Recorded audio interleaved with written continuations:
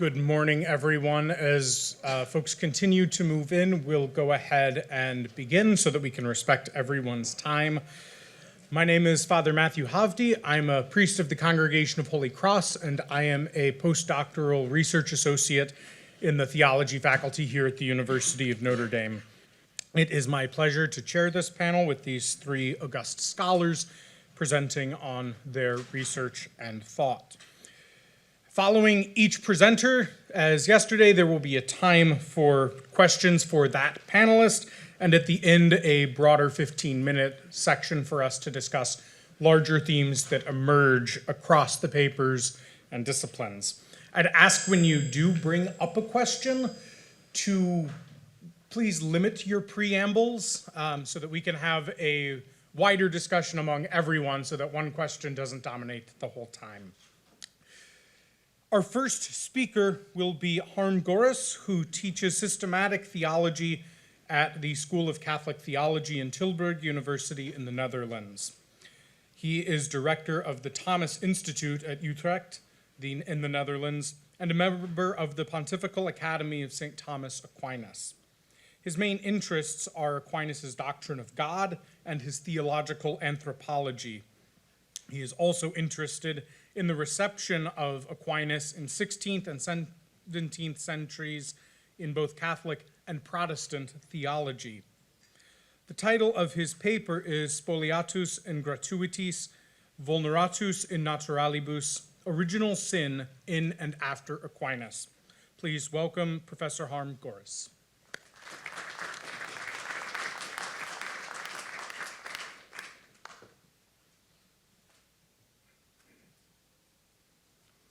Thank you, Father Matthew, for your introduction.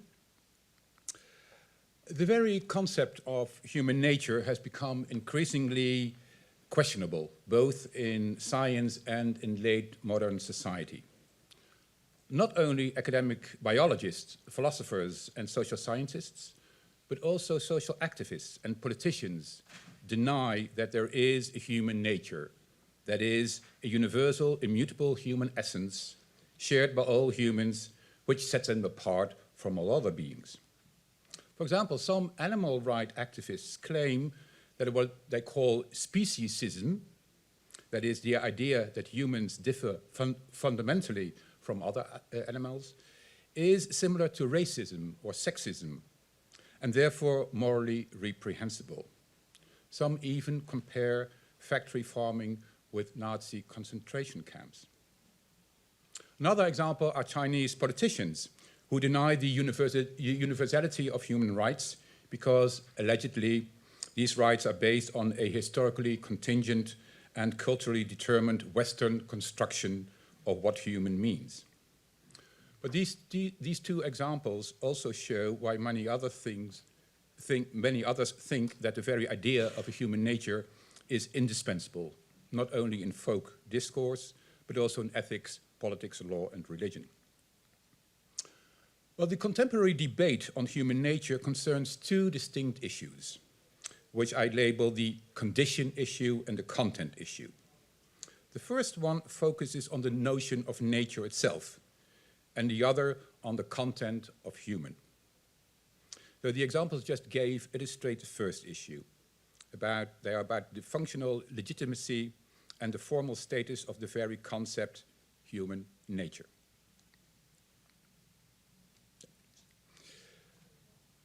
It covers a wide discussion about epistemological functions of natural kinds. Are they classificatory, descriptive, and or explanatory? And about their metaphysical status, ante res in rebus post res. For now, I shall reduce it to the question of whether human nature is a logical metaphysical or a historical empirical notion. That is, does human nature prescribe in a definition what characteristics a particular thing must have in order to be classified as a human being? Or alternatively, does the concept human nature describe what is universal in all those particular things that we already have identified as human beings? The second issue in contemporary debate focuses on the content of human. What is or are the characteristics that define humans? Is it rationality, consciousness, freedom, a DNA sequence, or something else? Well, both issues are not new. They were already discussed in the Middle Ages, in particular when around 1240, two very distinct notions of human nature began to be confronted with one another, Aristotle's and Augustine's. To understand the impact of this confrontation, it is important to note that Augustine and Aristotle have very different ideas about what human nature is, both with regard to its condition and its content. First, with regard to the condition issue, Augustine uses human nature in a descriptive, historical, empirical sense. For him, true human nature describes how the first human beings had once been created by God in paradise. And because of the fall, human nature has now changed for the worse. And Augustine draws the conclusion that therefore human nature is predicated equivocally, translato verbo, of Adam and Eve before the fall and of us after the fall. In contrast, for Aristotle, human nature functions as an analytical, metaphysical notion. Human nature is immutable and defines what properties a thing must have in order to be classified as that kind of thing. That is why he thinks that the word human always must have the same meaning. It is predicated univocally. Essences and definitions are like numbers, he says. If you add or subtract something to the number 3, it's no longer the number 3. And the same goes for essences and definitions. Well, the confrontation between the Aristotelian and the Augustinian views on human nature did not only concern the formal condition of the notion of human nature, but also its content. Which universal aspects of the present human life belong to human nature itself, and therefore cannot be changed, and which universal aspects have to be attributed to original sin, and are therefore in principle changeable and redeemable. Medieval scholars, including Aquinas, worked out many of these aspects. For example, the ethical question about human freedom and natural law, the psychological question of whether there is a natural conflict between reason and emotions, the economical question, is private property an inviolable and sacred right, or is it a remedy and punishment for original sin? In politics, the question of whether the state is a necessary evil or a means for human flourishing. The biological social question of which, if any, differences in sex and gender belong to human nature as created by God. The condition issue. I would like to argue that Aquinas integrated two different views of Augustine and Aristotle on the condition issue by introducing the idea of status naturae. The status naturae is a state in which human nature actually and historically existed, exists, and will exist. And he distinguishes the status naturae integrae, in which God had created Adam and Eve, from the status naturae corruptae, in which we live, and there's also the glorified state, but I will not say anything about that. In the state of integral nature, human nature enjoyed, according to Aquinas, a number of extra gifts through which it worked perfectly in all respects. You probably know this. These are the extra gifts. The extra gifts were first that the body was fully under control of the soul, which grants immortality. Second, that the bodily sensory powers, desires and passions functioned perfectly because they were totally under the guidance of the rational powers. And third, that the human will was completely attuned to God as our supernatural end, which I think also includes God as our natural end, but I'll not go into the distinction between supernatural and natural end. In other words, Adam and Eve received perfect moral, intellectual, emotional and physical rectitude. Now, from an Augustinian perspective, this original rectitude was the true human nature. However, for Aristotle, such rectitude is not part of human nature as such. For example, that Adam and Eve possessed full knowledge and had all the skills and all the natural virtues is not natural in the sense that the actual possession of these properties and the execution of these activities do not necessarily and by definition belong to human nature. On Aristotle's view, it belongs to human nature only that we can and should acquire them. In the 19th century, theologians would introduce the term preternatural from the praeternaturam, besides nature for these extra gifts. Aquinas himself uses the expression supernatural, not only in the strict sense for sanctifying grace, but occasionally he uses it also for indicating these preternatural gifts. Now, what are the consequences of this new state of nature? And I'll discuss that in the next paragraph. So we already saw that the so-called preternatural gifts and also supernatural sanctifying grace do not belong to the content of human nature itself. But what about the consequences of the fall and of original sin for the content of human nature? I think at this point we see a development in Aquinas. In the early commentary on the sentences, he uses a definition of original sin derived from Anselm of Canterbury, a definition that had become quite popular from around 1220. Anselm had defined original sin as absence or nakedness, absentia or nullitas, of the justice that is owed. A later scholastic like Aquinas would use the terms privatio or carentia, so the privation or the lack of original justice. But they applied this definition within the context of the new Aristotelian idea of nature. Anselm himself had thought of original sin within an Augustinian framework and had thought of it as a change in and of human nature. But when his absence or nullity definition was related to the Aristotelian notion of nature, its meaning changed.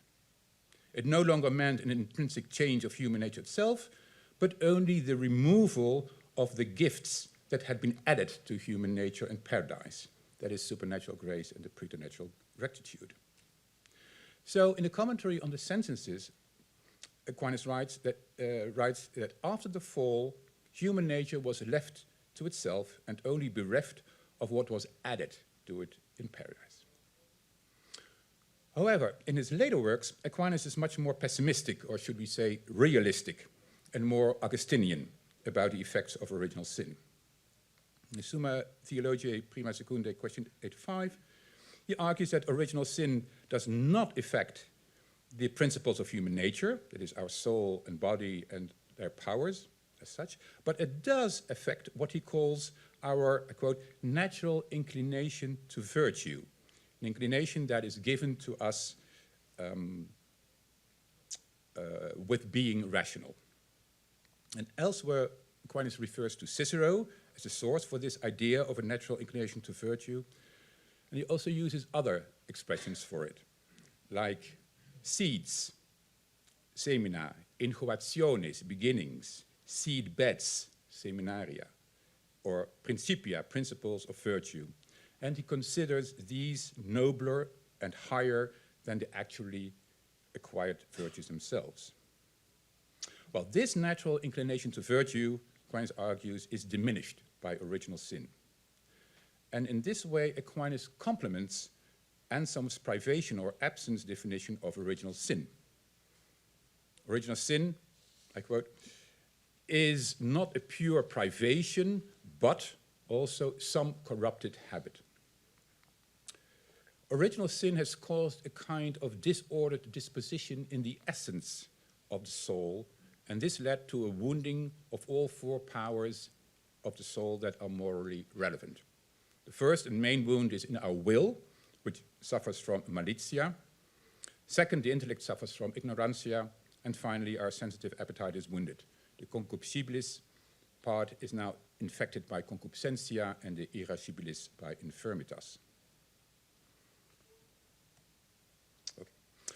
When elaborating on these wounds, Aquinas cites a phrase from a sermon by Bede, a phrase which says that because of original sin, the human being is, I quote, both stripped from the gifts of grace and wounded in his natural properties. It's also the title of the paper. tum expoliatus a gratuitis, tum vulneratus in naturalibus. And Bede's sermon is about the parable of the Good Samaritan in Luke 10. And Bede compares Christ with the Good Samaritan and Adam with the man who went down from Jerusalem, that is Adam's state in paradise, down to Jericho, that is Adam's state after the fall. The man was attacked by robbers, that is by the devils and the demons, who stripped him of his clothes and left him half dead. While the stripping of the clothes signifies that Adam is deprived of the gratuitous gifts, expoliatus a gratuitis. While being half dead signifies that Adam is wounded in his natural properties, vulneratus in naturalibus. What happened after Aquinas? I think that the idea, after Aquinas, the idea that original sin only means that human nature has lost the preternatural gifts and has lapsed into a purely natural state, that early idea of Aquinas becomes dominant again in Catholic theology, in particular during the 16th and 17th centuries. And as an illustration, I just quote the Dominican theologian Domingo de Soto, who in his Natura et Gratia, published in 1547, acknowledges the authority of Bede's phrase that because of original sin, the human being is both robbed from the gifts of grace and wounded in his natural properties.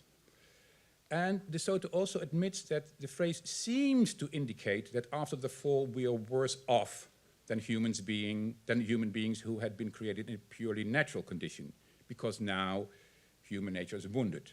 But, De Soto claims, all Catholic theologians unanimously deny this reading.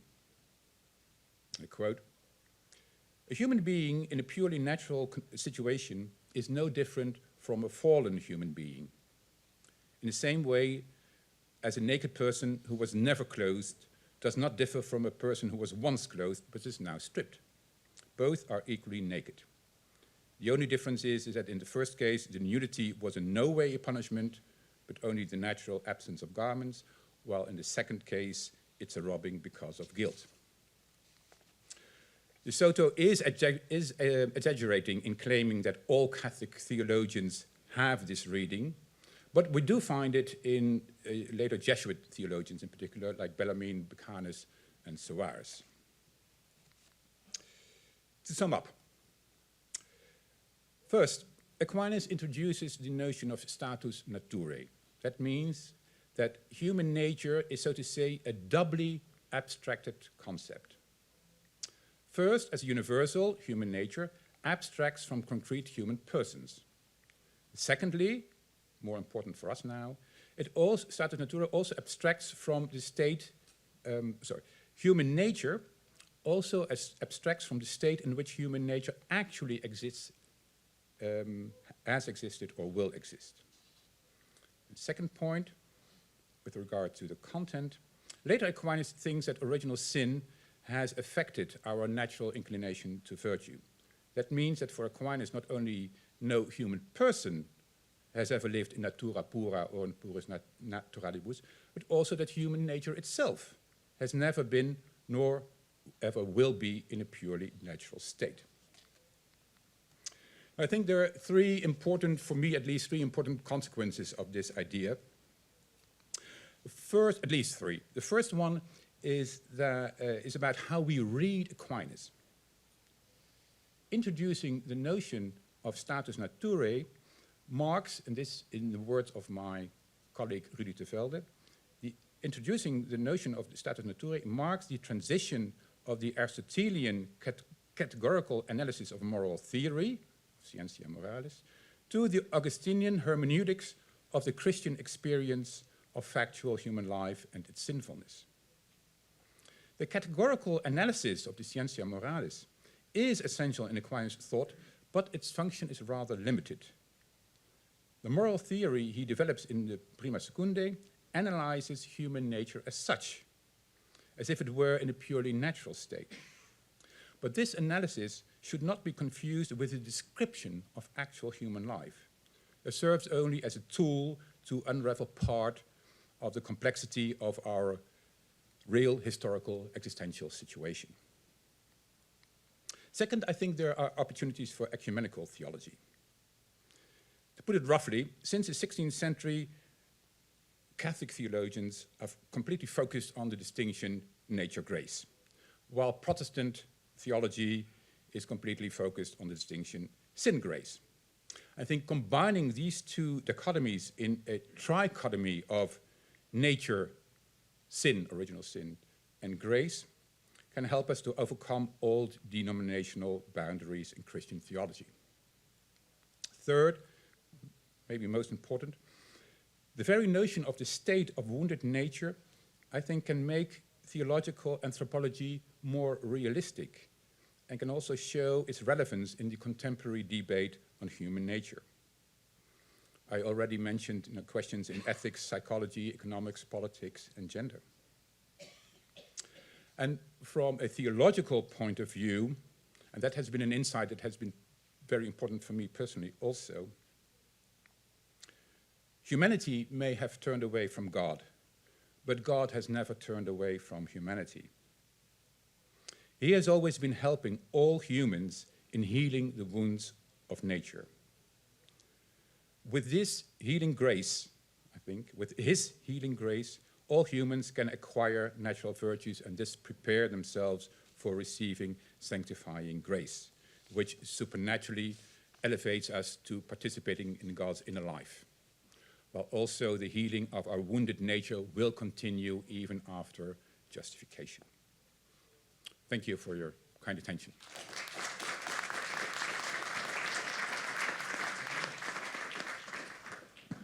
Thank you very much, Professor Goris. We'll now open for questions. Thank you for a wonderful and clear and engaging paper. Just a historical clarifying question. De Soto's position, did he and others who shared it modify it in light of the Council of Trent's decree on original sin?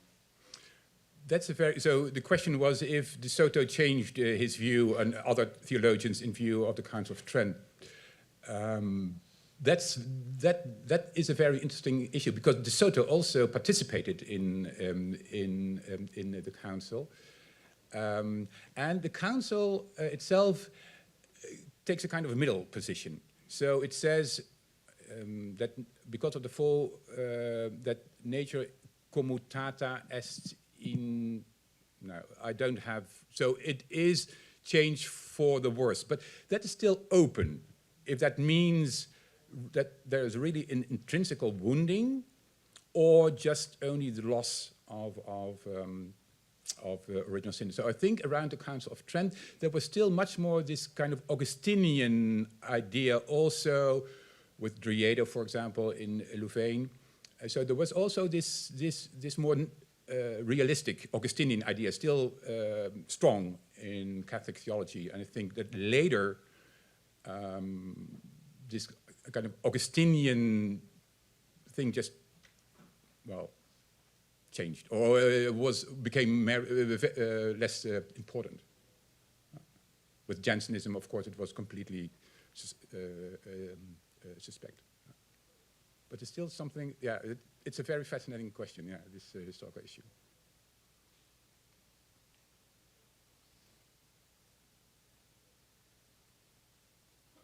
It was very clear, I think. Okay. How do you explain the fact that the move was toward an Augustinian notion of nature around Aquinas' time? At the same time, the Aristotelian natural were coming into and influencing the thought about human nature, about the teaching of nature per se. So it seemed like you would expect the opposite. In other words, if all the Aristotelian natural texts would come in, why is the move on human nature to be more Augustinian? Yeah, that's a good point.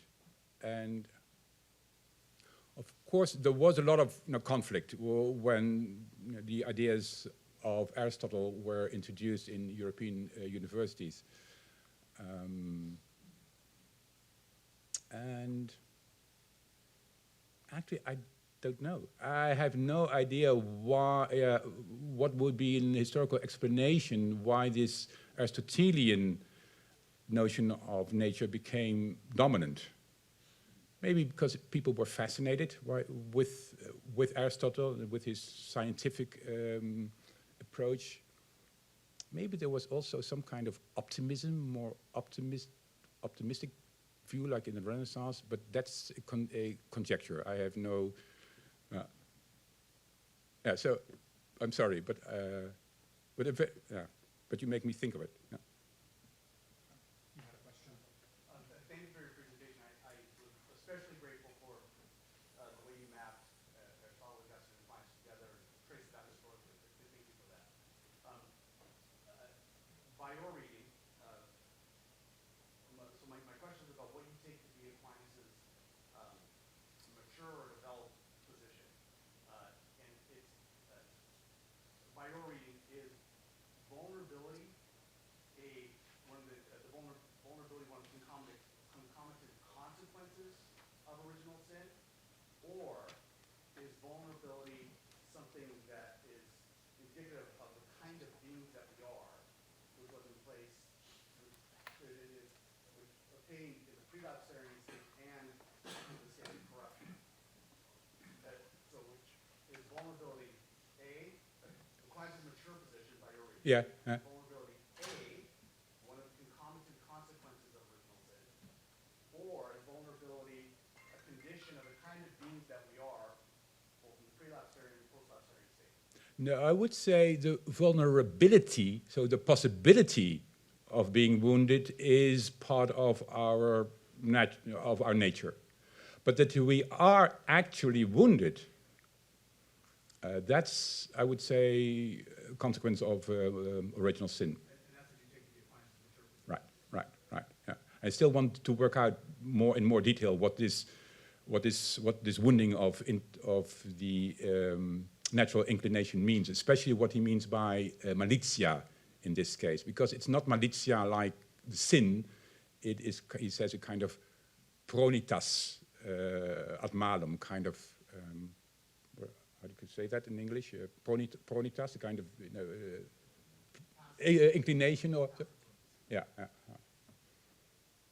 have time for one more question. Do you think we need to be careful about interpreting Augustine's position from an Aristotelian perspective? In other words, if human nature is really named equivocally before and after the fall, from an Aristotelian perspective, that might look like there's been a substantial change, but that's probably not what Augustine meant. No, that's not what Augustine will still say that we are human beings, but not in the same sense as Adam and Eve. And so I think especially in later Reformed theology, you get this whole idea of, well, is the sinner still a human person? Does he still have the imago Dei, or does he carry the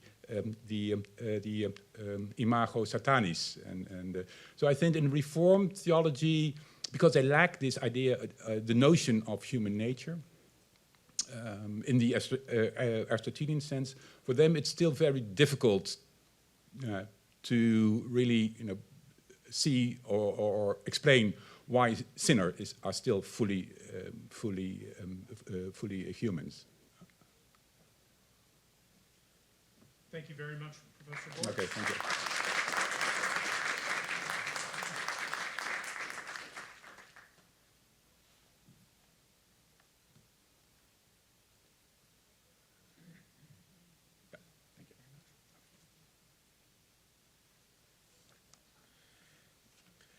Our second paper this morning will be presented by Professor Rick van Nieuwenhove, who is a professor of medieval theology at Durham University in the United Kingdom. He has published on Thomas Aquinas, primarily on contemplation and on soteriology, as well as on late medieval spirituality in the Low Countries, especially on Jan van Ruysbroek. His paper is entitled Defectus sine ratione culpae, a systematic theological attempt at reconfiguration of original sin without monogenesis. This is the title that is on the handout that will be given. It's a slight adaptation to clarify from what may appear on your program. So welcome, Professor van Nieuwenhove, and I can help you pass those papers out. Oh, okay. Oh, they're already there.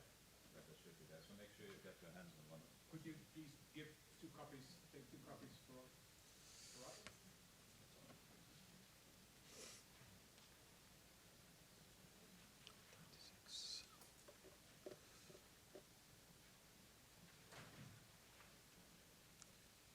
Okay.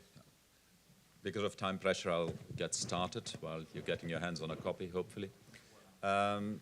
This is not a historical analysis of what Thomas is saying about original sin. It's a systematic theological attempt at reconfiguring what we can do with the revealed doctrine of original sin in light of post-Darwinian of a post-Darwinian context. First quotation there on your handout.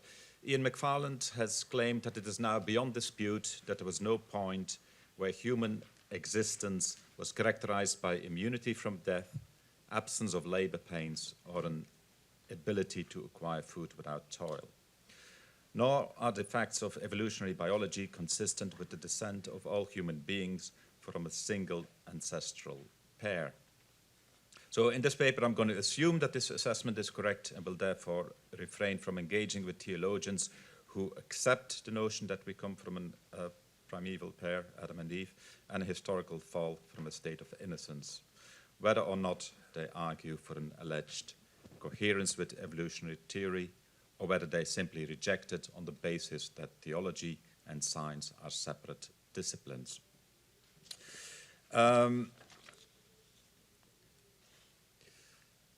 The major difficulty for traditional theology of, or doctrine of original sin is, of course, how a nature in which we share through Adam can involve an element of voluntariness, especially seeing that the guilt or the fault is not personal but occurs through human nature. So in other words, it's difficult to see how the original sin of Adam's descendants can be voluntary by the will of Adam, unless one adopts legal fictions, such as in federal theology, a solution which Thomas does not consider. So quotation 2, Oliver Crisp expresses the standard objection as follows: inheriting a state of sin is not a condition for which a person born in this morally vitiated condition is culpable, because a person cannot be held morally responsible for a condition with which he or she is born. Now, moving beyond Thomas, one solution which Thomas does not explicitly offer, but it's perhaps implied in his account, is the following. I would argue that we should not try to refute the traditional objection, but question its basic assumption. First, in order to explain this, let us accept with Thomas that the nature we inherit is fallen. So this, as Harm Goris has explained already, this involves a loss of original justice, whereby our mind had been subject to God, the lower powers to reason, and the body to the soul. So, as a result, as we have heard already, our nature has become wounded, which Thomas describes in terms of our reason has become deprived of its direction towards truth, and therefore we suffer ignorance. Our will's orientation towards the good becomes weakened, leading to a proclivity towards evil, i.e. malice. The irascible appetite is deprived of its ability to face the difficult, so we suffer the wound of weakness. And the concupiscible appetite is deprived of its ability to temper the pleasurable. So we have the wound of concupiscence, a desire that exceeds the bounds of reason. So these, in Thomas's view, are the penalties for original sin, or the loss of original justice. Now, this is the key point. If it is the case that our fallenness impacts on our appetitive and intellective powers to the extent that Thomas claims it does, then it stands to reason that the will of each and every one of us, as fallen, is implicated through the nature we have inherited. In other words, rather than having to account for the guilt of our will by appealing to its alleged participation in the will of Adam, we can simply state that our fallen nature is guilty insofar as its desires are marked by the very nature we have inherited. So this takes the sting out of the traditional objection that it is unjust to call the descendants of Adam guilty for a fault they did not commit. That objection, the one that Crisp raises, would stand if our mind, will, and powers were, so to speak, external to us. But of course they are not. On the contrary, they constitute the essence of who we are. Thus, if the fallenness of nature we inherited from Adam extends to our intellective and appetitive powers, our knowing, willing, and desire, then we are inevitably, and by this very fact, already guilty before God through our very nature, as Thomas suggests. Hence, there is no need for detailed speculations about Adam as a representative of humanity, or how our will is somehow involved in the act of the will of Adam. It suffices to say that our human nature lacks original justice, and this renders our will, mind, and powers unruly or disordered. Now, the idea of original sin without a historical fall may seem a contradiction in terms, and at any rate impossible to reconcile with Thomas's thought, you might argue. Now, at face value, I think that the latter statement is correct. Thomas accepts the historical veracity of the myth of Adam and Eve. He accepts monogenism. He does claim that you are guilty of original sin through the fallen nature we inherited from Adam, whose disobedience has led to the deprivation of grace that could remedy our nature, and so forth. But still, I will suggest that there are some resources in Thomas's thought that can assist us in the systematic theological enterprise of constructing a theory of original sin that neither implies a historical fall nor monogenism. By way of illustration, I want to consider a remarkable text by Thomas from the second book of the Sentences, which you have on your handout. The article addresses the question whether all people are necessarily born with original sin. Now, Thomas predictably affirms that this is the case because otherwise, as the said contra suggests, Christ's salvific work would not be universal anymore. So, all those born of the seed of Adam invariably contract original sin. But one of the objections proposes an interesting scenario, namely the case of somebody made from a human finger. It might have sounded fantastical in the 13th century. Maybe it is no longer so. Since that person was not in Adam when he sinned according to the seed-like principle, it seems that such a person will not have original sin. And thus it is not necessary for original sin to pass into all. That is the objection. Now, Thomas's reply is striking and deserves to be quoted at length. You have it on the handout. If someone were formed from a finger by divine power, he would not have original sin, but he would possess all the deficiencies that those who are born in original sin have, though without the notion of a fault. This is clear as follows. From the beginning, when God created man, he could also have formed another man from the clay of the earth and left him in the condition of his nature, namely as mortal, passible, subject to suffering, and as one who feels the struggle of concupiscence against reason. The following sentence is really important. This in no way detracts from human nature, since this follows from the nature's principles. So if it doesn't detract from human nature, it doesn't detract from the goodness of God either. Yet this deficiency would not have had the notion of fault and punishment in this person, because the deficiency would not have been caused by the will. I won't read the rest of the quotation. So in Thomas's view, a non-Adamic human being made from a finger would not have original sin in the formal sense, because there's no link with the will of Adam. But this person would suffer all the afflictions, unruly and disordered desires, suffering and death that the tradition associates with penalties for original sin. It would not detract from human nature and presumably the goodness of God, since this follows from the nature's principles, unaided by grace. Such a nature, left to its own principles, would be subject to disordered concupiscence, suffering, and mortality, and would not have enjoyed the inability to sin. So the condition and this is why I'm using this text, the condition of these non-Adamic humans that Thomas describes in this text approximates quite closely the condition of original sin as I see it in my reconfigured account. I say that the text approximates quite closely my reconfigured account, but there are two differences. First, Thomas's speculation concerns a nature left to its own principles, untouched by God. But this has to be a merely theoretical possibility.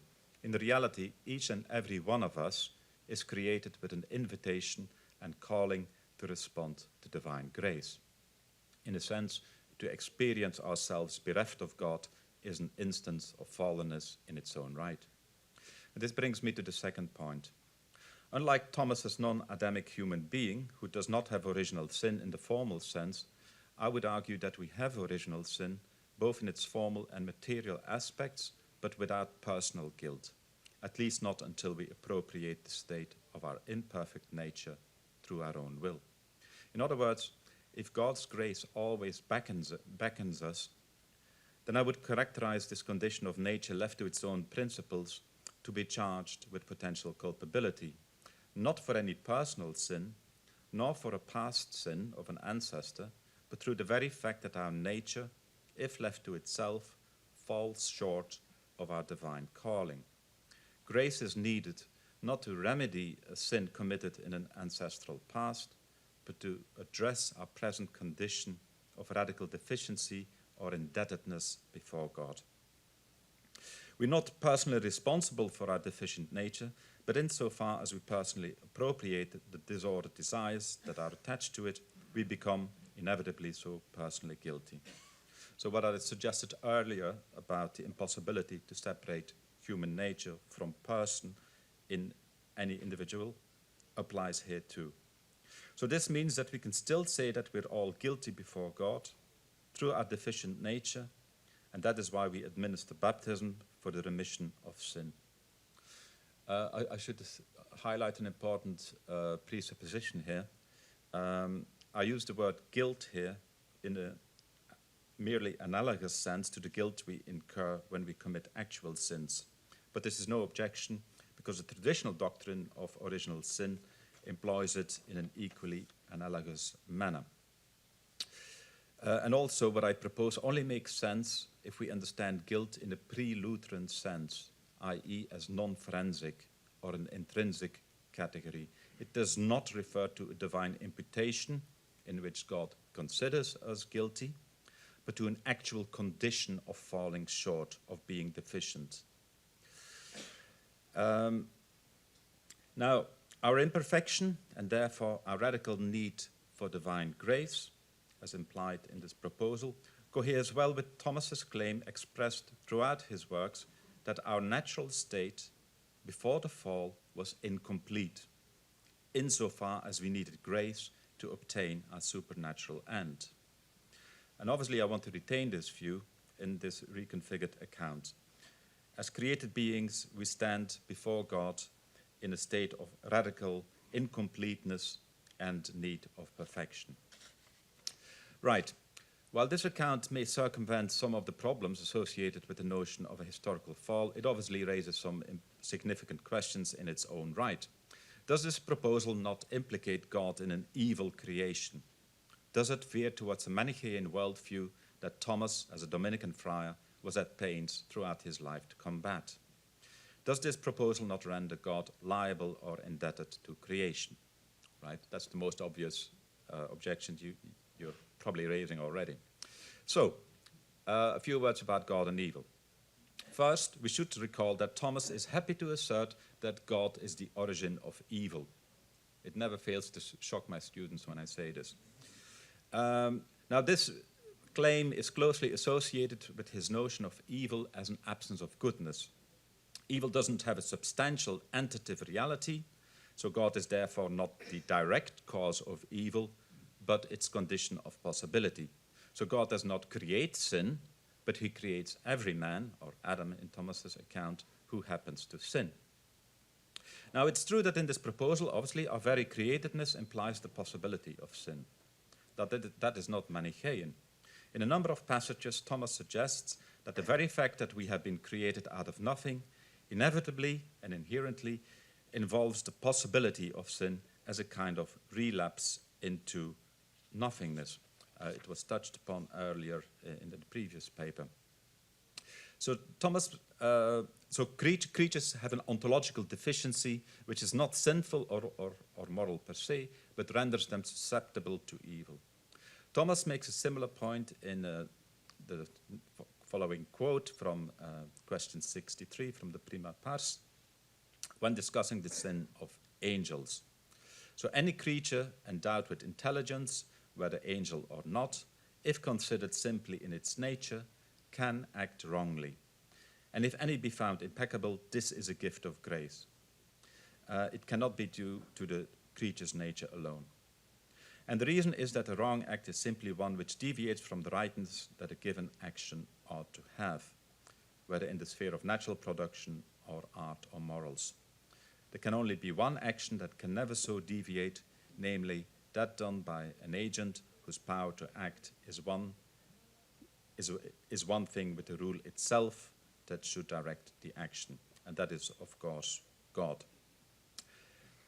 So the very fact that we are created opens up the possibility of a chasm between what we idealiter should do or be and morally problematic actions by the mere fact that our will does not coincide with the rule of divine rightness itself. So does God, and I'm almost finished, does God, in creating a less than perfect human nature, incur a liability towards offering grace? That's another question you might ask. Now, Thomas would reject that God is indebted to creatures.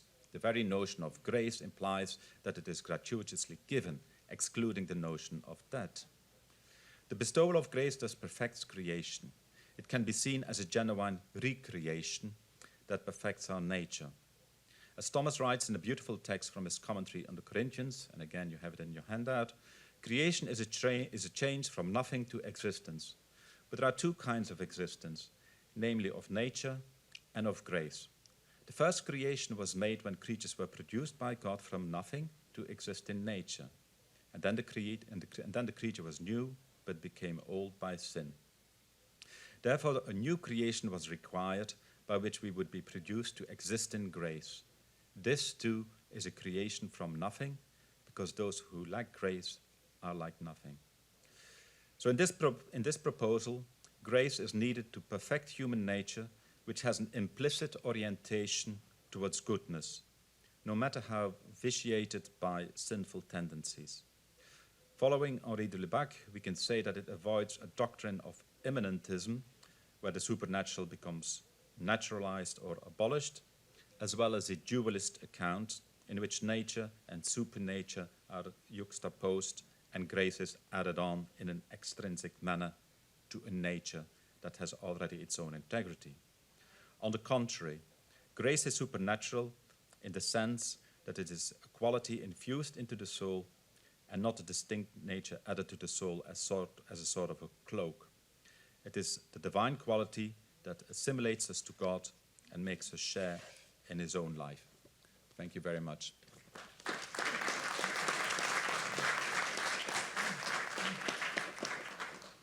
We will open up for questions in the back.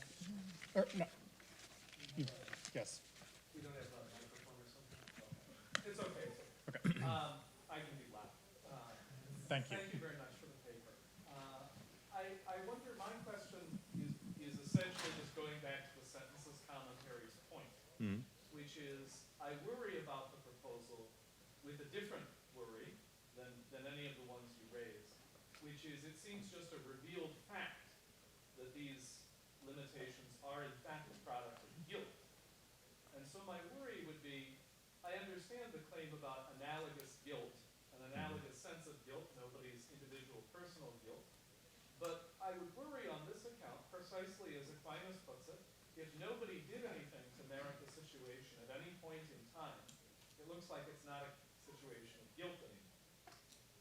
So if nobody could have avoided the situation, there was no sense in which the situation constitutes a punishment. To give a different example, I don't remember if Aquinas uses this, but this is a famous example for original sin, the idea that perhaps we were given, like my grandfather was given a great bequest of money, and then he spends it for his own personal fault, and the children then lack money, but it's not because of their own fault, but nevertheless we could consider it a kind of inherited or collective guilt, that it was through somebody's fault in the past chain that they lack the money. And so they can, we can understand there to be a chain, their lack of money results from somebody's sin. But it seems in your situation there's none. So I worry about even the analogous sense in which there's any guilt. Thomas isn't particularly clear, in my mind at least, as to how we share in the will of Adam.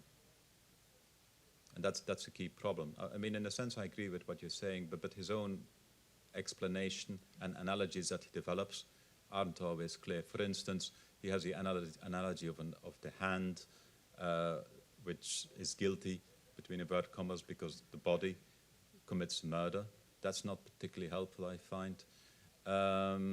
He rejects a covenantal understanding of Adam as a representative. So the traditional doctrine of original sin, as we find it in Augustine and including in Thomas, doesn't really properly address, I find, the exact issue that you raise. How are we implicated in the will of Adam?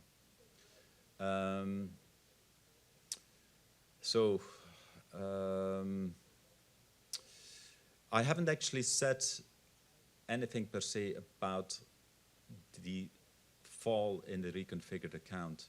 In modernity, it will be understood by people like Kierkegaard in terms of an act in light of the freedom that we all experience. There are some texts in Thomas that allude to this topic, including on the fall of the angels, in terms of freedom and so on and so forth. But key to the argument, which I mentioned in passing, is that we understand guilt not as a forensic account, but something that is inherent in who we are.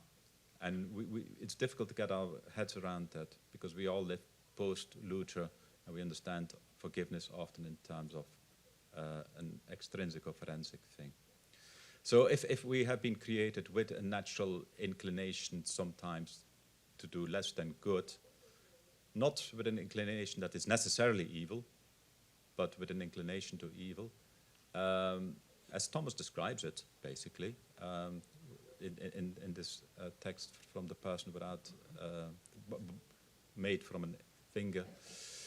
If that is the case, then we are, in a sense, all falling short of what we should be. And that is how I describe guilt. So it is not in terms of personal fault at that stage, but it becomes a personal fault when we appropriate and act accordingly in a sinful way. So The blue sweater. Thanks. This is very helpful and thought-provoking. Two questions. One is a very quick and straightforward question. The other is open-ended. So the first one is, regarding this text from the Sentences commentary, it really struck me there. Thomas identifies three things and says follow from the principles of human nature. The first two were very straightforward, mortal, paschal. But then the third one, thinking race and one who feels the struggle of concupiscence against reason. And I think the key word is struggle. I want to make sure that I'm reading this correctly. It seems like he's not here imagining something like the Thomas Aquinas or the disordered passion. It's simply a kind of recognition that there is, in fact, tension between passion and reason. Am I reading that correctly? I think so. Okay. Do you want to say more about it? I mean, he doesn't, and I do not want to say that we are inherently, intrinsically evil. So there is a struggle, and there might be a propensity, we've discussed it in the previous paper as well, towards evil, but not that we are inherently evil as such. I mean, there was a paper by Robert Barron yesterday on the potential sin or choice of the first of a child. I mean, those are texts that I could bring into this discussion as well, to sort of deal with that very issue. Okay, well, that's helpful. I'll be thinking about that.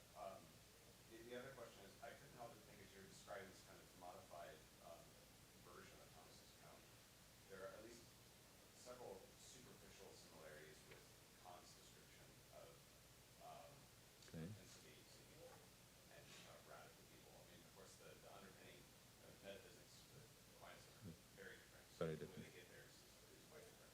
Yes. But there are some superficial similarities because Kant worried about some similar things, right? He doesn't want inherited guilt. He doesn't want. But he wants to give some kind of account to say why every human being is like this, but it's not about genes or biology or anything like that. But he also doesn't want to just say it's a coincidence that everyone makes this choice. So he has to say it's something in the noumenal realm, and everyone makes this choice against the moral law and so on. So, assuming you're familiar with that account, at least in a broad sense, I wonder if you maybe could say, That's a big assumption. well, at least give just the basic description given. Is there anything you want to say? Well, this is actually a really key difference, or do you see that as a potential avenue of exploration? Maybe they're sort of on to something. I'm just curious what you think. I actually wasn't joking when I said about don't assume. What is both attractive and maybe problematic from a Thomist point of view is, I mean, Thomas really has this notion that everything that we desire is for the good. I'm not sure that Kant would say this. I could be mistaken. So, in a sense, it becomes more difficult then for Thomas to actually account for evil. It might be easier for Aquinas. It becomes more difficult to account for evil. It might be easier for Kant. I don't know. But the person I'm dialoguing with, to be honest, is not Kant. It's more Kierkegaard.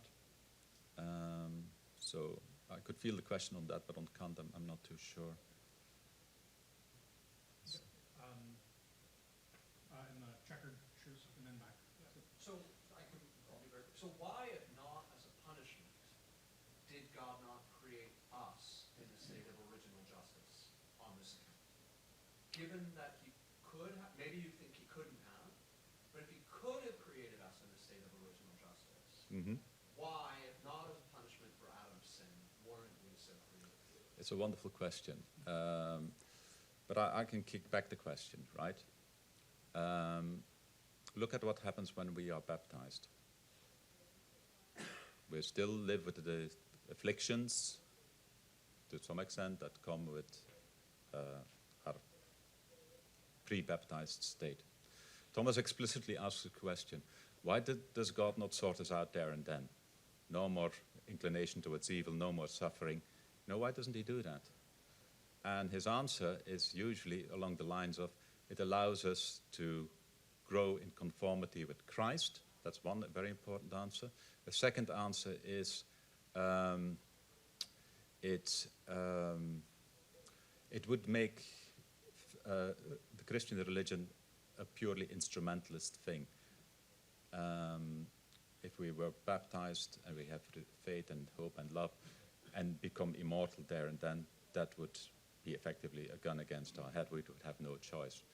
The second doesn't apply really as much to the question you raised. The first one does. So you could sort of develop a sort of almost Irenaean account to address that issue. But ultimately, what you're alluding to is the mystery of suffering. And Thomas, at the end of the day, when asked, could God have created a better world, for instance, he says basically, I don't know why he didn't. That's in the prima pars. Okay. I know there are several questions in line, but in the interest of moving us along, I'll ask you to ask them at some other point to our scholar during the conference so that we can continue forward. Thank you again very much, Professor.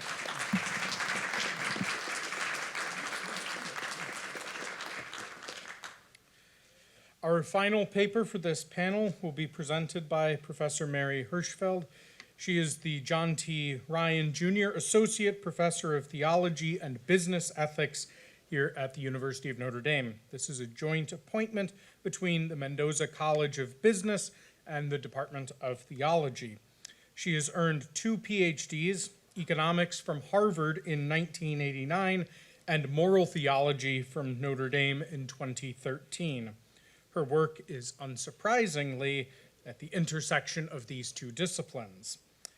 Aquinas has generally served as a guide for her, and along with her several articles, the main fruit of her labor has been Aquinas and the Market Towards a Humane Economy, published by Harvard University Press in 2018.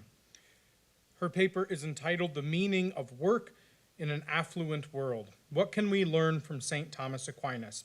So welcome, Professor Hirschfeld.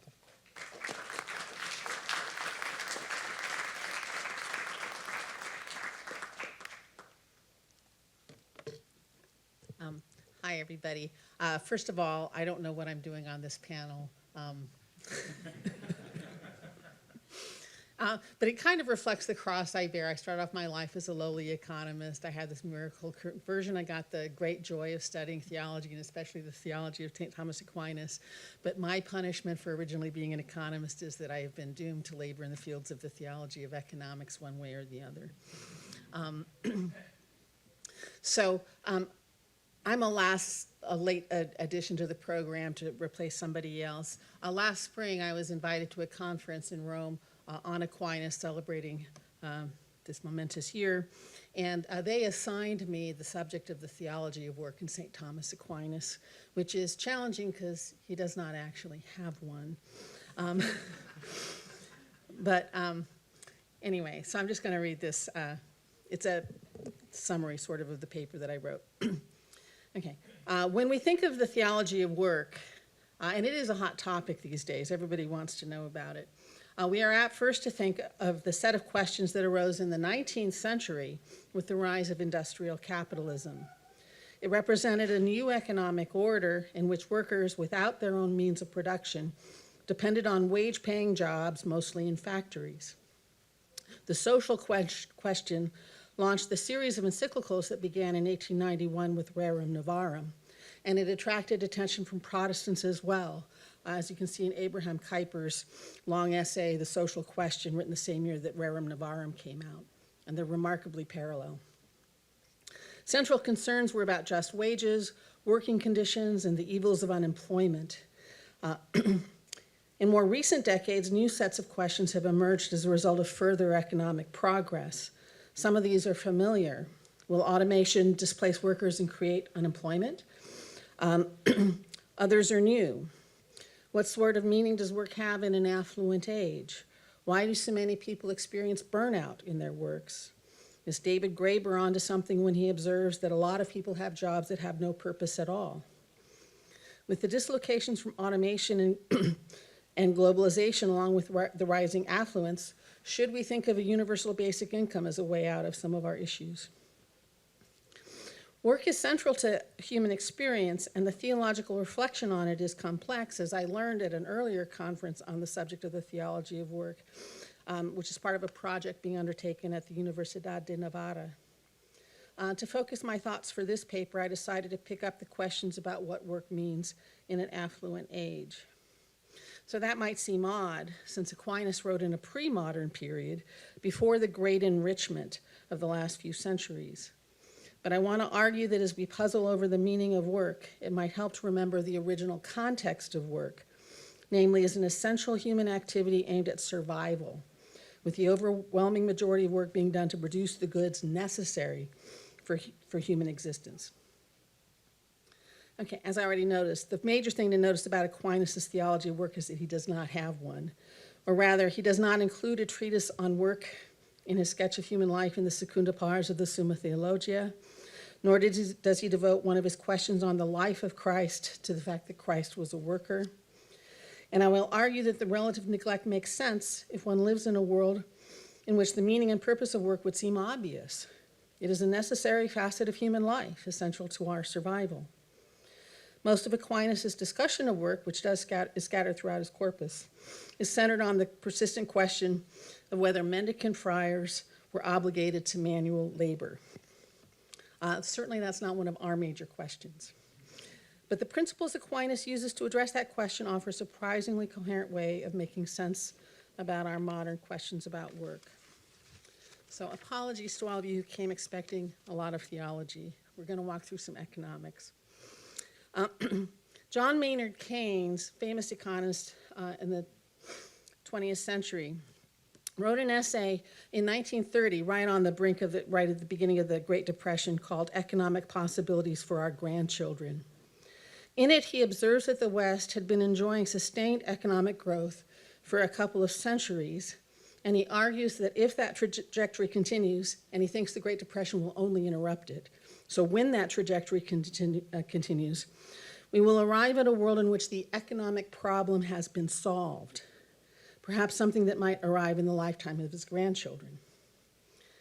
Keynes calls this a startling possibility.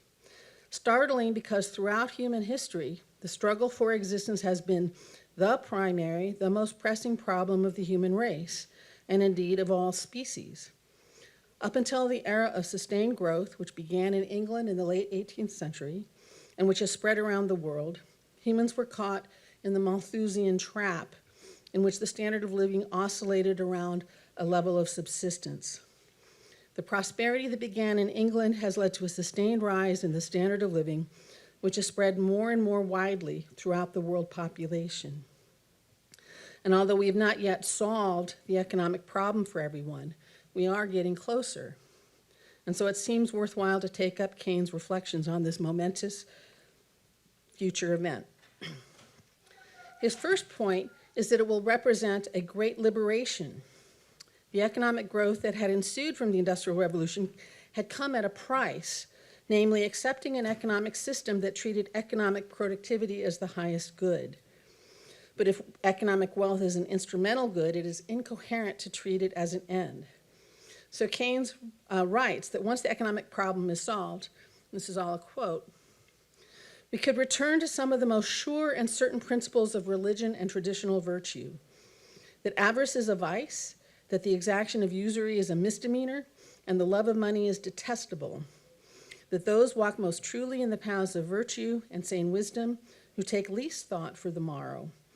We shall once more value ends above means and prefer the good to the useful. We shall honor those who can teach us how to pluck the hour and the day virtuously and well, the delightful people who are capable of taking direct enjoyment in things, the lilies of the valley of the field who toil not, neither do they spin. Just a side note for those of you who don't labor in the field of economics. The idea is we have submitted to this industrial capitalism, which a lot of people see as damaging to the human soul, but the good news is it lifted us out of that poverty, okay? So that was the trade-off, but Keynes sees us as looking for a day when we can give up that burden and go back to being who we were meant to be. Keynes' second point is that we need to get ready for this transition. If we are to go from a world in which living well has been subordinated to the project of growing wealth, we will need to train people to find purposes in new ways.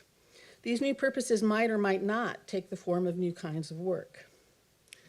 However, if we join Keynes' reflection on the economic possibilities for his grandchildren with St. John Paul II's encomium to work in laborem exercens, we see something of the tension about work that might arise. John Paul II tells us that work is essential to human nature, perhaps the key to our social questions. Work is distinctively human, a peculiar mark of man, and the mark of a person within a community of persons. John Paul II's emphasis on the subjective sense of work, its role in our realization of the imago Dei as co-creators with God, in developing human potential, expressing our personhood, and so on, would seem to suggest that even as we enter an age of affluence in which work is overwhelmingly not directed to the problem of human survival, we must nonetheless keep on working. But work always has the quality of being for something, and the question we need to start grappling with is what that something might be. So now I'm going to turn to Aquinas. Aquinas' theology offers support for John Paul II's emphasis on the subjective dimension of work. We can find material that supports the idea that work is part of our reflection of the imago Dei, part of the way we image God in being provident for ourselves and our communities, part of how we cultivate our own excellence, and is a core expression of our social nature. Indeed, Aquinas explicitly argues that one of the essential signs of our social nature lies precisely in the fact that we are economically interdependent on one another. And Aquinas does say that work of a sort was part of Adam's paradise. Work before the fall was pleasant on account of man's practical knowledge of the powers of nature. But when tackling the subject of work directly, Aquinas gives us a different perspective. Okay, first, the disputed question about whether mendicant friars were obliged to manual labor is premised on the idea that manual labor is a distinctive form of work. Aquinas argues that if the religious communities can be supported by alms, such alms represent a kind of trade. The spiritual services of the religious are valued by the broader community, which in turn endows them with the means for getting their bread. He compares this with the rightful claims magistrates, soldiers, and others who serve the community have on communal support. But unlike our modern tendency to see all things as fungible, that is, it's a trade, quid pro quo kind of a trade, Aquinas does not characterize these relationships as exchanges. Stipends are offered in view of communal work done by some. And this view makes sense. If the primary mode of work is producing bread and other goods necessary for life, then those who do not provide necessities of life are being supported by the population that does produce them.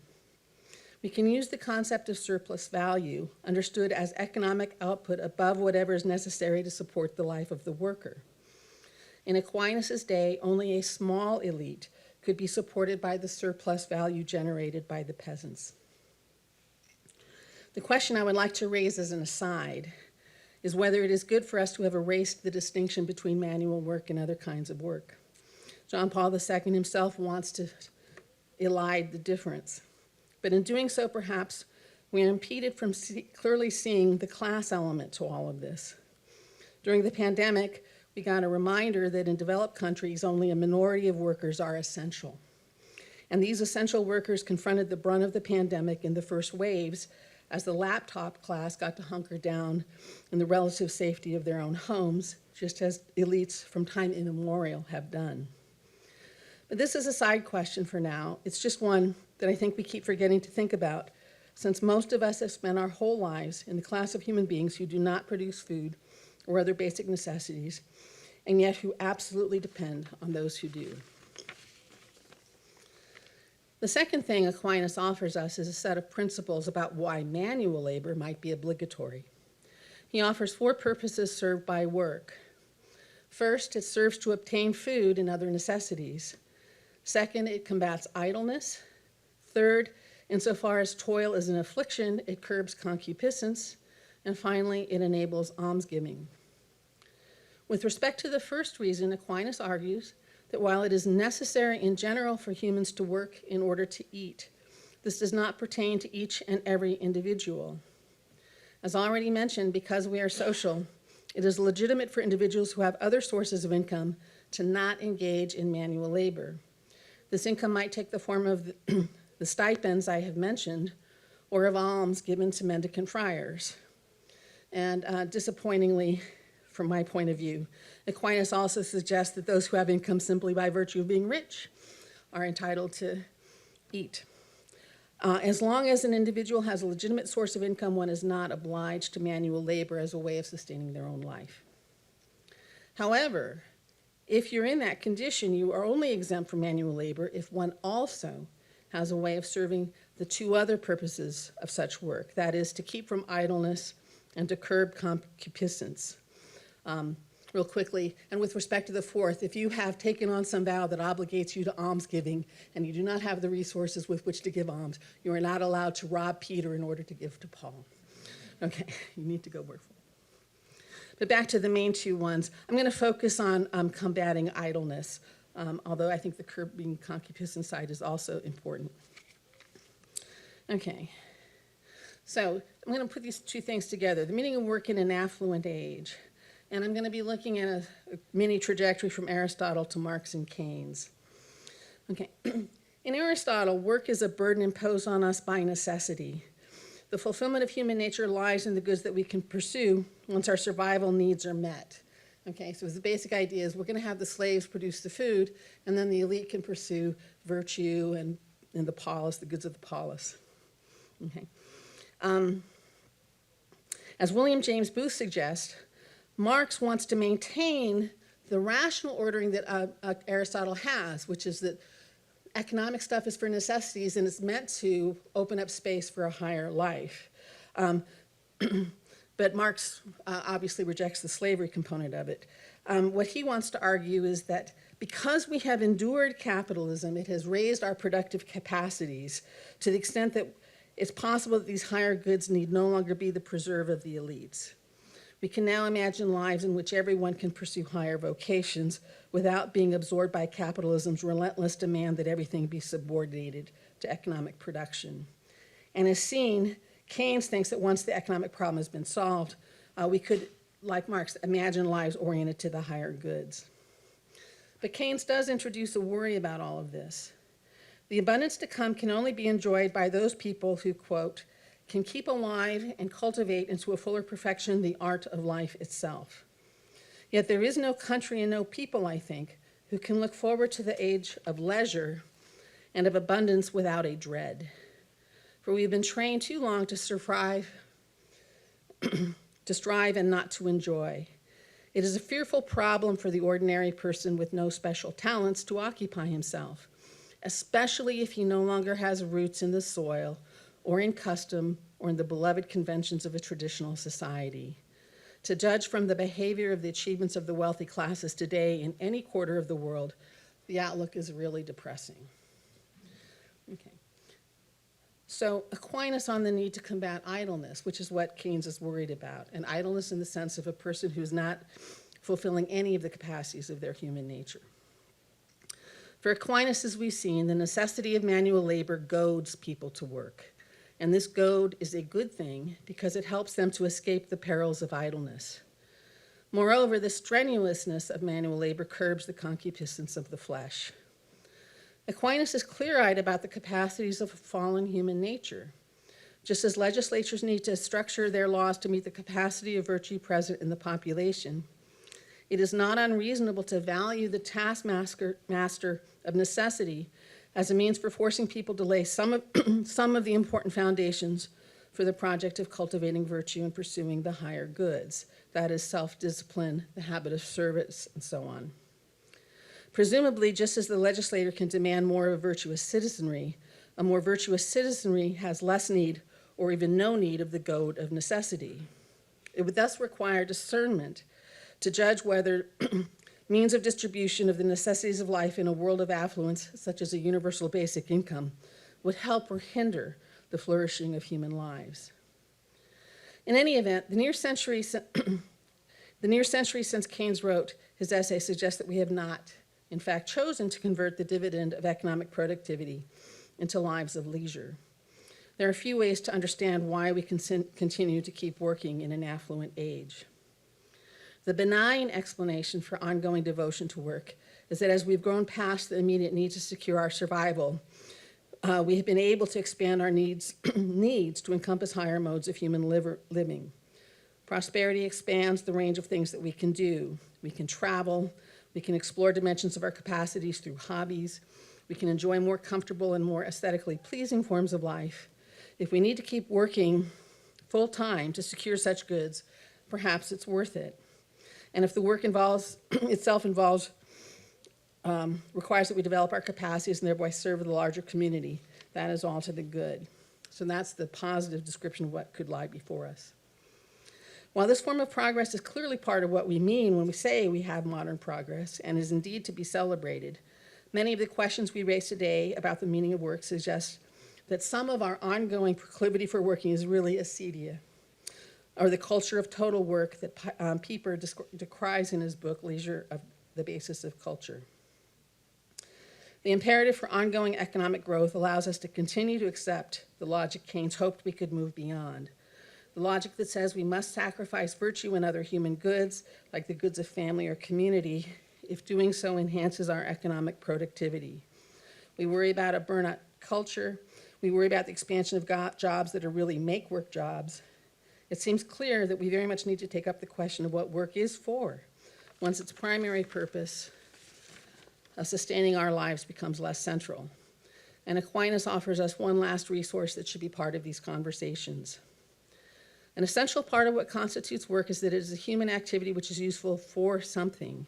And because it has the characteristic of being useful, it cannot serve as an intrinsic good, full stop, though intrinsic goods may be bound up in it, as John Paul II talks about it. The ultimate human activity then cannot be work.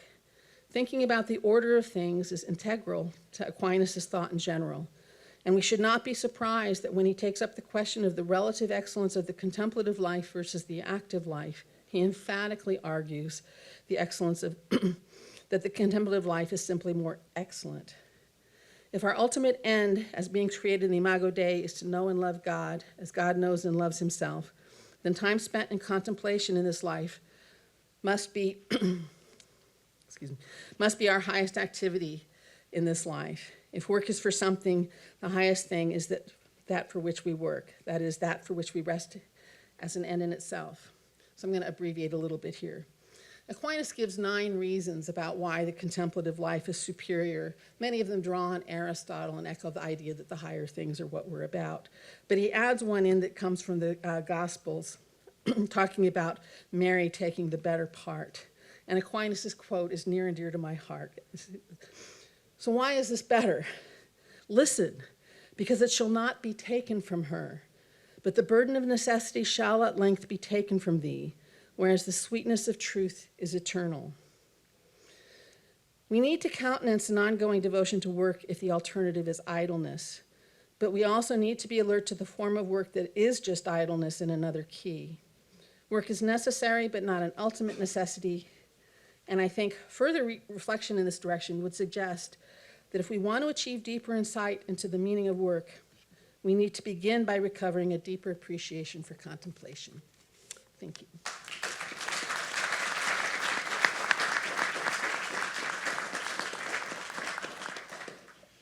Thank you, Professor Hirschfeld. We'll start right up here. Thank you very much for that. My students are, I think, seeking a higher good than just survival, that is honor and status through choosing careers in business. They see that about half of my students do that. Yet they still seem to do it under the aspect of survival. They are all anxious that if they don't do this, they will not only starve, they'll not only fall to a lower class, but they'll starve, even though in my school, every quintile moves up at least 1 quintile upon graduation.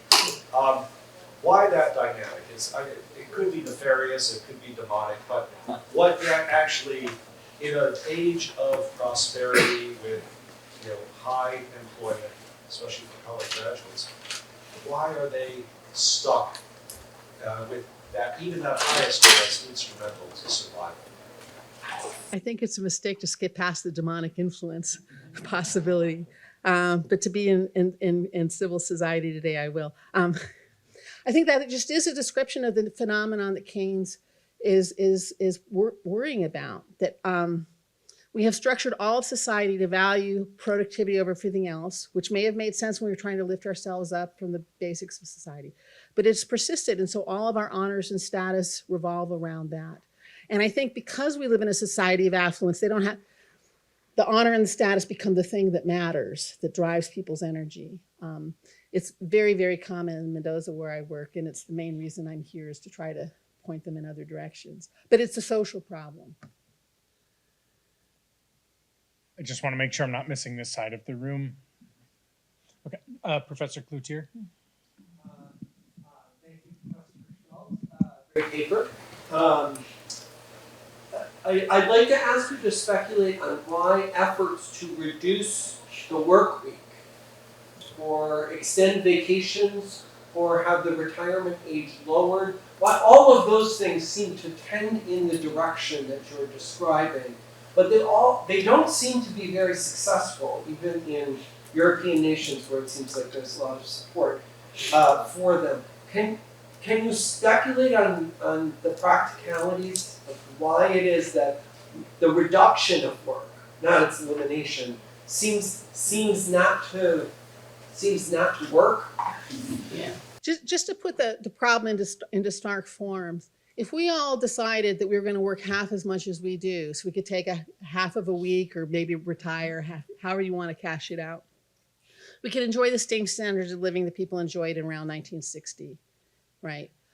So why do we not? I just wanted to point out, that is stunning. Like, we could live like middle-class people in the 1960s, and one half is not collective. Right, right. And Keynes thought we would have to grapple with these questions, and we obviously have not. So a lot of people are trying to figure out what exactly is our problem, and I think it goes back to what Bob Berry raised. How do I want to put this? Oh, and it could also just be the acedia problem. We do not know what these higher purposes are, and so we put that purpose on to seeking honor and status. So for the elites, they're going to work really hard to try to get those best paying jobs so they can show that they are noble and wonderful and all the rest. And then do they turn around and put that pressure on people in other classes of society? Because I do think you want to distinguish between them, right? So the elite are self-motivating themselves to work too hard. But then part of the game is trying to maximize your profits, and you maximize your profits by minimizing, so it gets pushed onto the lower classes as well. That's how I would identify.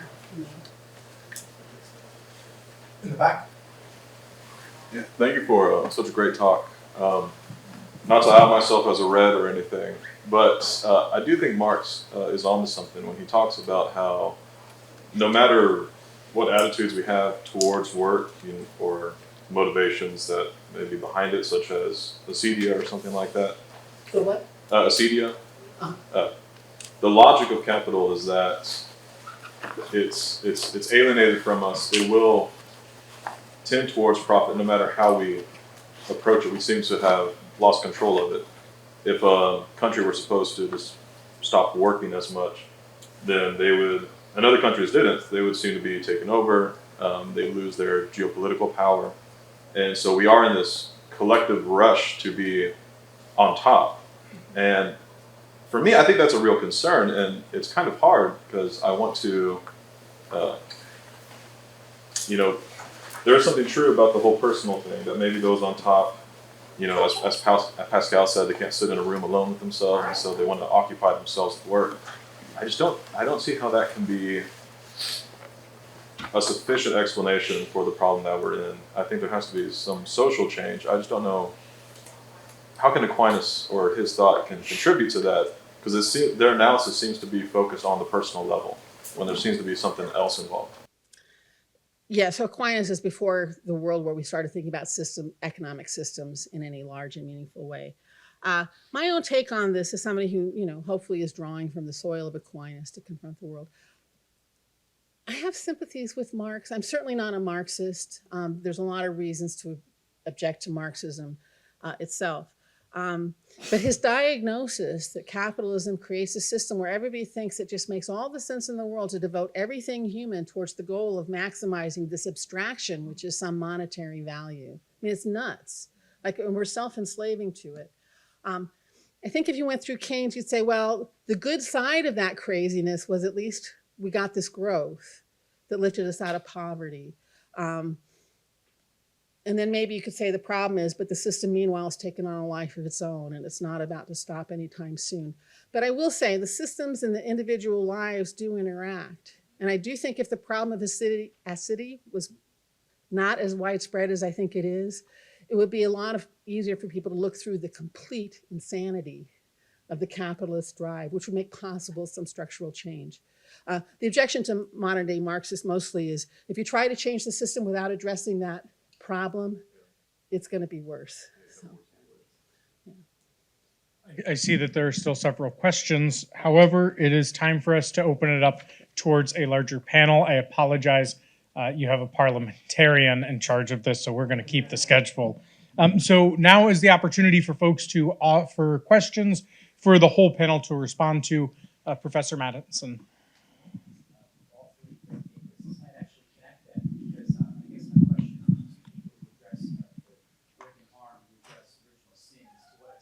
Is work kind of part of the wages of sin? So Mary, it is primarily a question for you, but it relates to original sin. So work seems, first of all, great papers, all three. Work seems to be being used in different ways. At its most narrow way here, it seems like there's an inherently toil effect. There's a response to necessity back effect. So that would be the most narrow. At its most broad sense, maybe what John Paul II means when he says it's inherent to human dignity, it just almost seems like human activity. You know, that activity is constitutive of happiness, whether it's at the natural or supernatural level. Then at the end, you kind of Mary made it seem like we're talking about work as distinct from contemplation. So it's like the active contemplative life, that's kind of in between. Then it seemed like there was also, you know, anti-idleness and anti-concupiscence. So there seems to be like a spectrum of meanings of work here, and which ones are part of like the original sin fall, which ones are just human activity. And when you drew these beautiful conclusions at the end, Mary, like which one were you talking about? Just being active, or, you know, or having to earn a living? Did we work? Okay. So I told you it was complex. When I entered into trying to think about the theology of work, my brain just exploded because it has all these different variations and so on. What I tried to point to is there's two ways we could deal with the post-necessary work. And the one is the one where we would pursue active lives in various ways and cultivate our virtue. That could be through forms of work like what we're doing here. There's lots of ways we could imagine that, which is really good. But it's also observing that there's quite a bit of work in our world that I think does not represent that and represents the trap of acidity. So, and it seems to me that the acidity just is original sin is still in place. We're trying to avoid that actual contemplation, and it's correspondingly actually distorting our activity, right? So it prevents the activity from becoming correctly. So I should be clear, I don't mean that we should all become contemplative nuns or monks, although I wish I could. But it is to say that unless we understand that that's the highest, the activity itself cannot bring in the fruits of contemplation into being in the world, and so you get the defective kind. I think that's how I...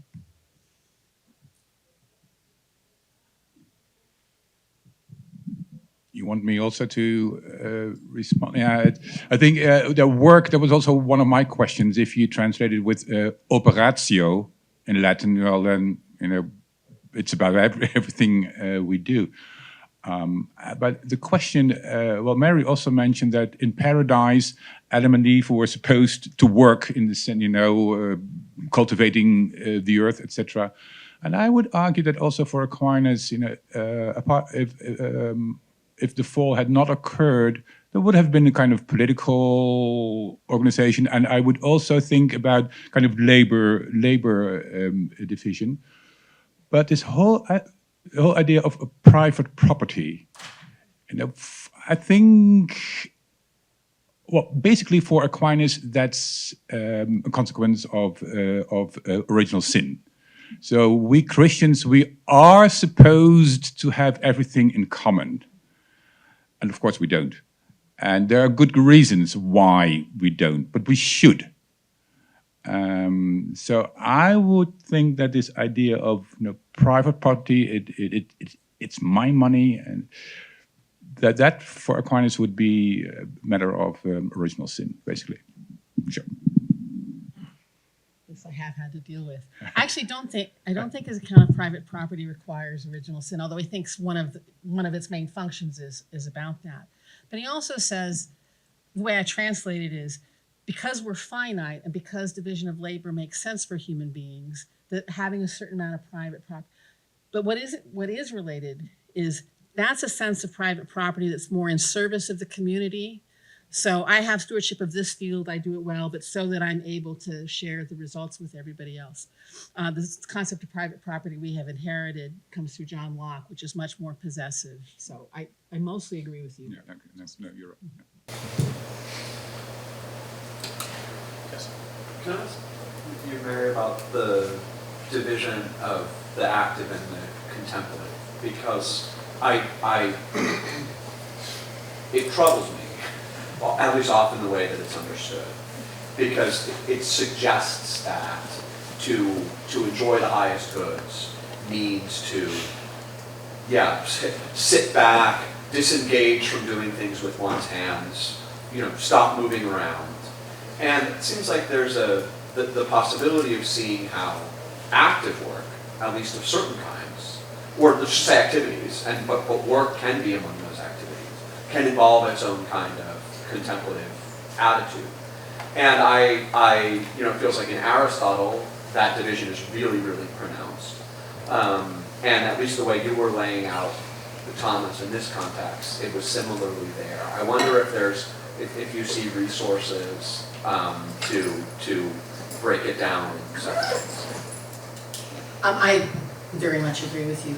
I think I should know Thomas better in some of these other areas of the Summa than I do, but I'm pretty sure he ends up saying that the most superior religious life is the one where you contemplate and then bring your fruits to bear on, because the Dominicans win. But there's actually a good theory. I mean, I think the theory is what you're just expressing. So when I'm talking about bringing contemplation in, I really don't mean that we should go and stop doing anything. But it is true that the students Bob Barry was talking about, my students, and a lot of people's attitude toward work is so focused on those material status-related benefits that the work has lost any telos or purpose whatever. And so what I'm trying really hard is to bring a spirit of contemplation back into the active life by saying, what are the real goods of what you're doing here? And that does require at least moments in your life where you step back and say, what am I doing and why? So. Yes, in the white shirt. Yeah, it's very interesting. Thank you. One of the results of the fall, I take it, is this pride and this desire for status, which in many ways the Catholic Church has tried to, the whole idea of Christianity is to try to counteract that in various and sundry ways. And so I suppose Christian or Catholic universities, are supposed to try to help that. And one way in which concretely we do that with regard to work and other things is the principles of Catholic social justice.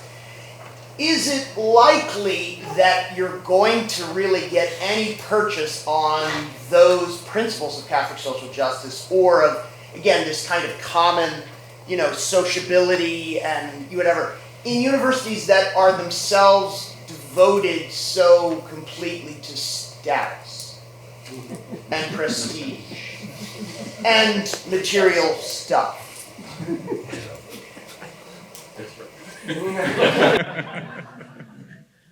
I would love to answer that question, but my understanding is that this talk is being taped.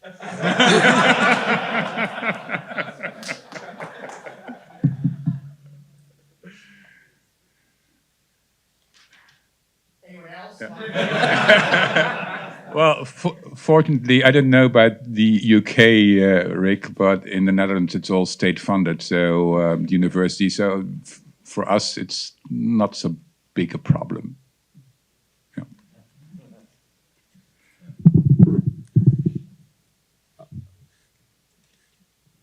All right. Okay.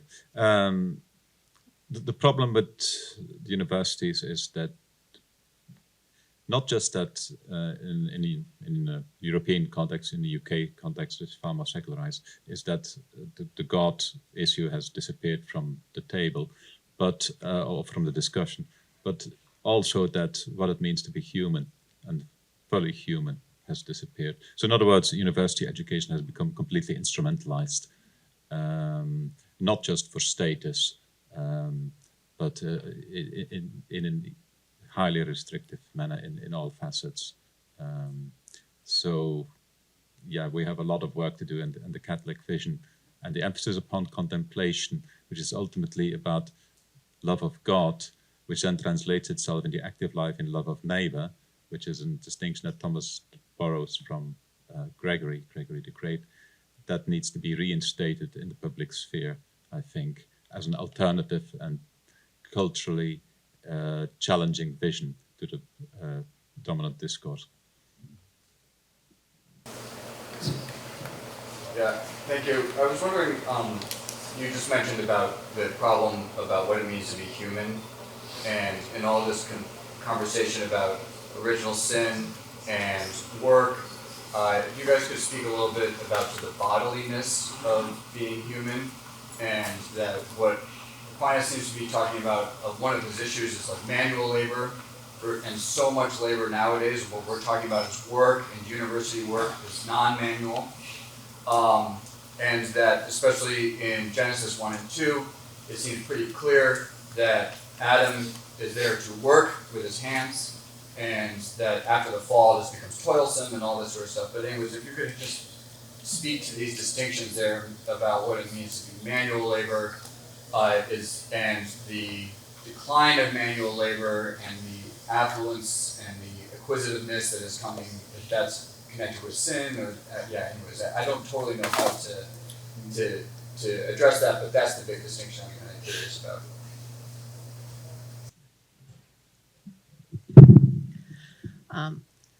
I actually think that's really, really important. I think part of what lets us live in the realm of pursuing the abstraction of money is that we've gotten very, very far away from our physical nature and the physical nature of the world around us. I don't know how to bring that in a forceful way, but it's actually the main thing that drives me when I think about these issues. There's a lot of theologians who deal with economics who want to retrieve things like crafts, like, we can compensate for the ills of the modern world by going home and making a chair as a carpenter, those kinds of solutions. But I do think it's one of the big resistances, we can't turn our back on the developments that have happened. We can't go back to the medieval world, but it's an issue.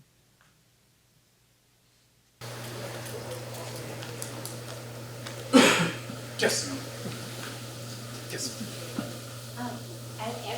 I was thinking there that your paper did really well with this panel, and we talked about vulnerability, deficiency, the need for survival, right? And all of these can be categorized as sort of effects of original sin or our sinfulness, our lack, and our humanity is creatures of body and soul. And I was thinking about the educational situation and what the university is for.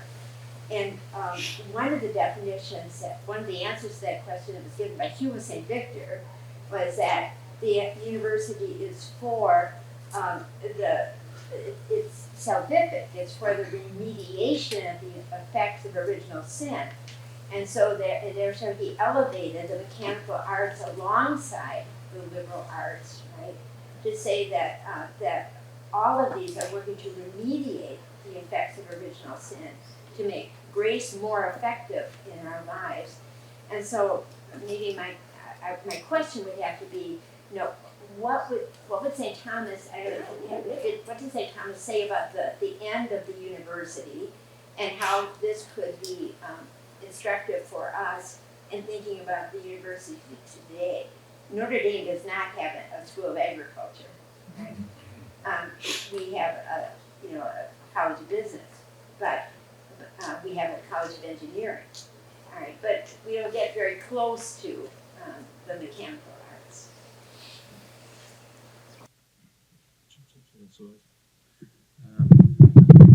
I mean, it goes back to the issue of contemplation.